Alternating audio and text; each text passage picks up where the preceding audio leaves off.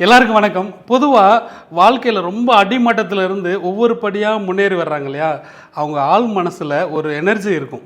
நம்ம வாழ்க்கையில் முன்னுக்கு வந்துக்கிட்டே இருக்கிறோம், பின்னடைவு இல்லாமல் மெதுவாக போனாலும் முன்னேறிக்கிட்டு தான் போகிறோம் அப்படிங்கிற ஒரு எனர்ஜி இருக்கும்.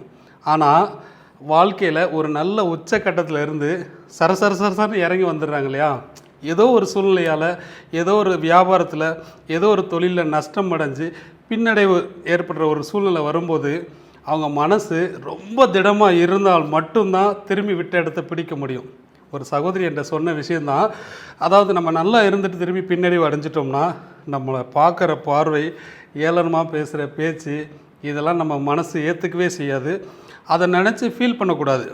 நம்ம மனசில் ஆள் மனசில் என்னால் விட்ட இடத்த பிடிக்க முடியும் அப்படிங்கிற ஒரு எண்ணத்தை மனசில் விதைச்சிக்கிட்டிங்கன்னா சுற்றி இருக்கிறவன் என்ன பேசினாலும் நம்ம காதில் விழுகவே விழுகாது.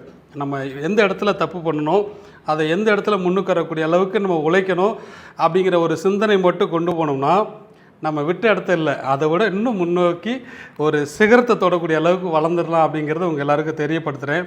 ஏன்னா நல்லா வாழ்ந்த கட்டத்தை விட்டுட்டு ஒரு தாழ்வான ஒரு சூழ்நிலையை சந்திக்கிறோம் அப்படின்னு நினச்சி ஒரு நாளும் கலங்காதீங்க. கண்டிப்பாக வெற்றியும் தோல்வியும் நம்ம கையில் தான் இருக்குது. சரியா? நமக்கு தோல்வி அடையக்கூடாது அப்படிங்கிறத மட்டும் மனசில் பதிய வச்சுக்கோங்க. வெற்றி அடைஞ்சே தீரணும் அப்படிங்கிறது உறுதியே கிடையாது, அது தேவையும் கிடையாது. அதாவது வாழ்க்கையில் நம்ம தோக்கக்கூடாது, ரன்னிங்கில் போய்கிட்டே இருக்கணும், ஒரு நாளும் தோக்கக்கூடாது அப்படிங்கிற ஒரு எண்ணத்தை மட்டும் மனசில் விதைச்சிக்கோங்க. ஒரு நாளும் உங்களுக்கு தோல்வி கிடையாது. ரைட்டா? பாய்.